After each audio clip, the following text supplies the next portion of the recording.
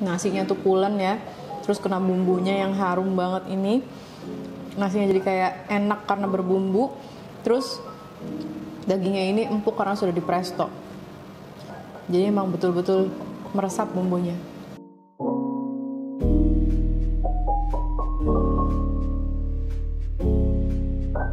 Halo teman-teman, balik lagi bersamaku Andin di Andin's Kitchen. Hari ini aku masih mau masak sesuatu yang betul-betul simple-simple aja. Ini adalah menu yang ramai di berbagai medsos dan aku lihat banyak juga yang buat dan sudah coba dan ternyata rasanya puas. Ini adalah nasi kuning rice cooker. Nah, kalau mereka menggunakan bumbu ayam goreng ataupun bumbu ikan goreng untuk bumbu instannya dimasukkan ke dalam rice cooker bersama nasi. Di sini aku menggunakan bumbu kari yang dia juga instan gitu ya, praktis untuk digunakan. Jadi kita nggak membutuhkan seperti bawang kita haluskan, kunyit enggak. Dan di sini aku menggunakannya bumbu daun aja sebagai tambahan supaya rasanya lebih mantap. Kalau biasanya mereka itu tidak menggunakan protein, jadi hanya membuat nasi kuning saja. Di sini aku menggunakan protein hewani yaitu daging, dan daging ini akan aku presto. Jadi nanti jadinya hasilnya kayak nasi kari daging rice cooker, itu lebih tepatnya. Oke, gimana cara buatnya? Langsung aja kita simak videonya. Teman-teman, di sini aku sudah didihkan air dan aku didihkan air pada panci presto. Airnya jumlahnya 1,5 liter. Ini sudah mendidih. Langsung saja aku mau masukkan dagingnya. Dagingnya sebanyak 500 gram dan ini sudah aku potong kotak-kotak tapi nggak begitu kecil banget ya, supaya dia nggak hancur. Sekarang mau aku masukin.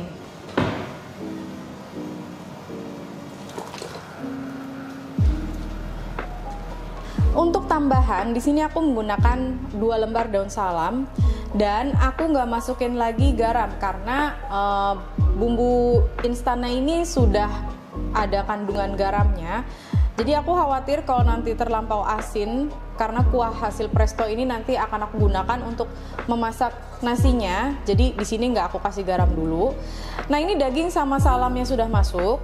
Akan aku tunggu hingga mendidih lagi, baru aku tutup panci prestonya. Nah teman-teman, ini sudah mendidih yang kedua kalinya, jadi langsung aja kita tutup panci prestonya.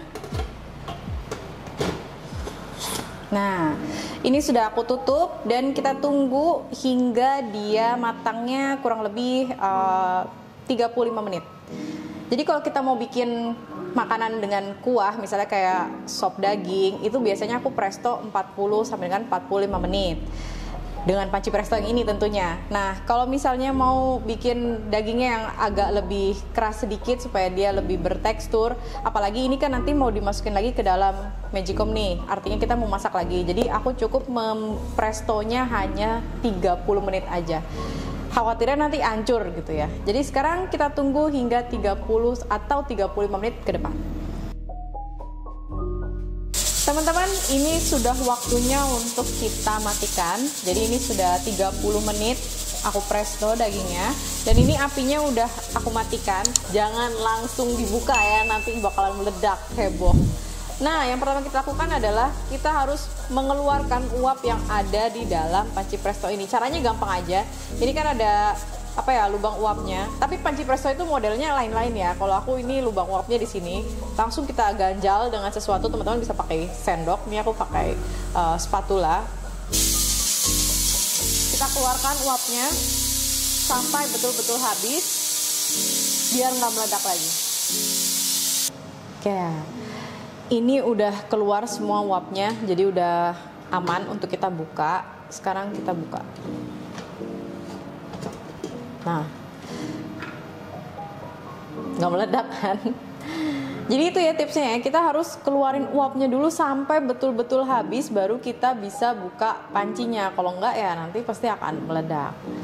Nah, sekarang kita mau membuat nasinya dulu nih. Kita akan manfaatkan kuah sisa presto untuk air membuat nasinya. Jadi kita pakai kaldu sapi.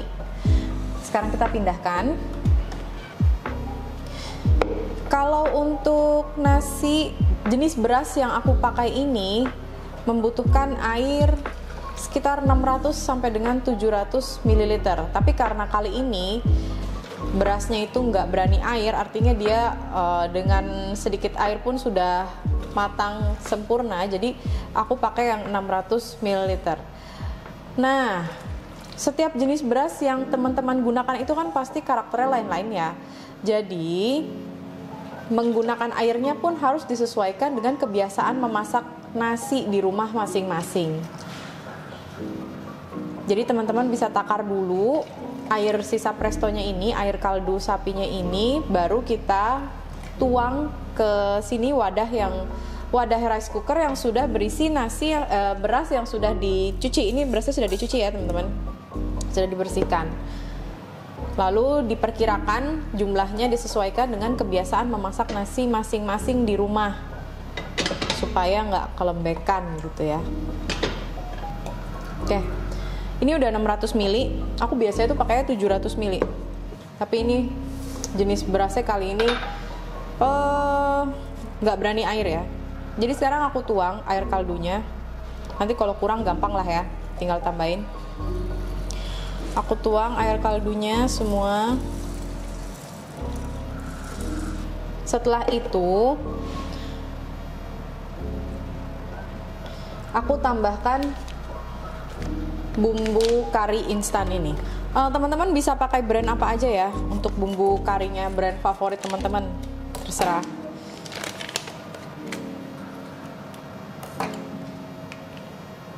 Kita tuang bumbu karinya, lalu langsung aja kita aduk ya.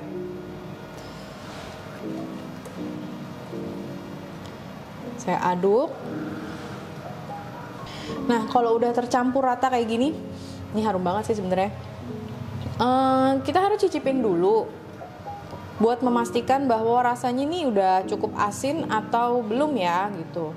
Karena kalau misalnya bumbu kari itu kan sudah ada kandungan garamnya. Khawatirnya kalau misalnya dikasih garam lagi atau kaldu bubuk lagi nanti malah jadinya keasinan. Jadi kita harus cicipin dulu ya. Mencicipinya gini, kalau posisinya dia masih di beras gitu ya, kita bikin sedikit lebih asin, itu nggak apa-apa. Karena nanti pas dia jadi nasi rasanya jadi pas. Jangan sampai di sini kurang asin nih, atau asinnya pas. Nah, nanti pas dia sudah berubah jadi nasi, asinnya jadi kurang gitu. Bismillah. Saya membutuhkan 1 bumbu lagi. Jadi saya pakai 2 bumbu kari instan.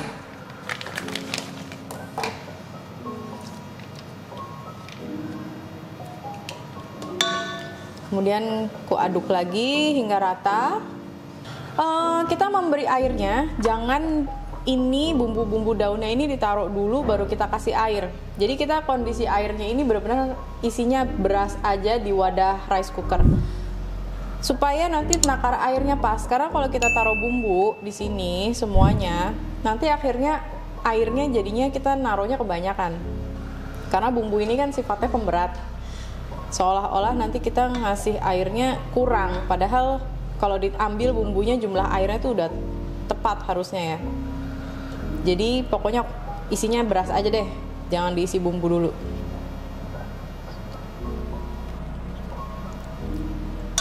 Oke.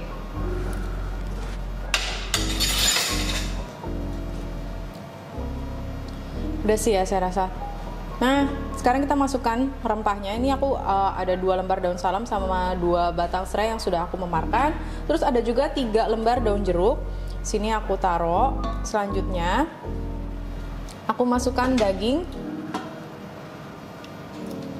yang tadi di presto ya. Kita masukin aja.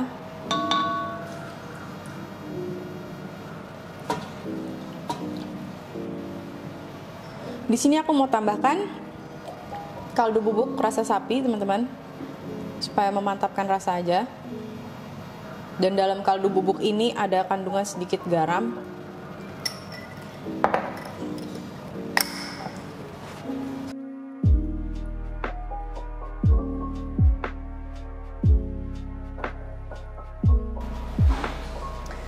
Di sini aku udah siapkan digital rice cooker. Sekarang wadah rice cooker yang tadi sudah berisi beras, daging, dan kaldunya, juga bumbu karinya kita masukkan. Nah, ini wadah nasinya sudah masuk di dalam digital rice cooker. Sekarang kita akan nyalakan dan kita akan menggunakan modenya mode cook. Jadi seperti memasak nasi biasa ya. Oke, sekarang kita tinggal tunggu hingga nasinya betul-betul matang. Oke teman-teman, sekarang nasinya ini udah matang sekitar 10 menit yang lalu. Jadi nggak aku langsung buka setelah dia matang. Aku tunggu 10 menit supaya dia tuh betul-betul tanak. Nah sekarang mau aku buka ya. Nah kira-kira seperti ini bagian dalamnya, kondisinya masih rapi, nasinya betul-betul tanak dan ini udah matang sempurna dan pulen ya teman-teman. Jadi udah siap aja disajikan. Dagingnya pun kelihatan udah berbumbu banget dan bumbunya sudah meresap karena airnya sudah habis semuanya. Sekarang waktunya kita plating. Aku udah siapkan ini piring tanah atau gerabah dan juga selembar daun pisang yang sudah dibersihkan supaya tampilannya lebih kelihatan tradisional. Sekarang mau aku tempatkan ya di atas piring ini ya.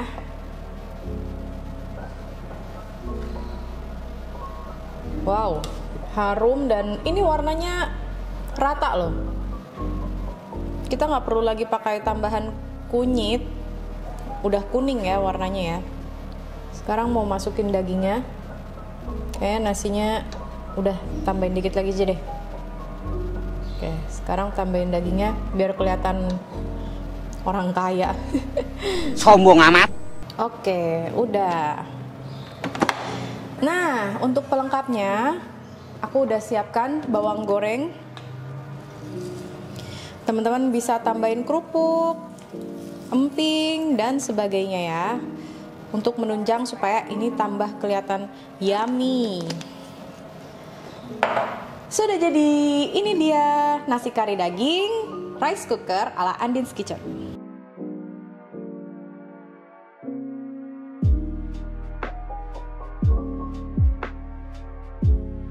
Sekarang waktunya untuk enjoyment. Nih aku harusnya sih kalau teman-teman yang suka pedas itu ditambahin sambal, terus ada kerupuk atau emping, ini makin yahut deh. Acar pun juga boleh ya teman-teman, enak juga nih kayaknya. Bismillahirrahmanirrahim.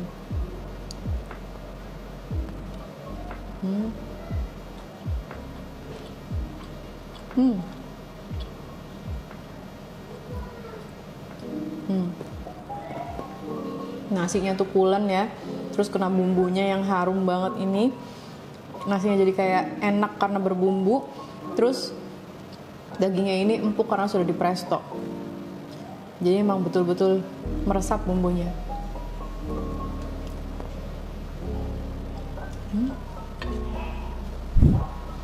Gimana?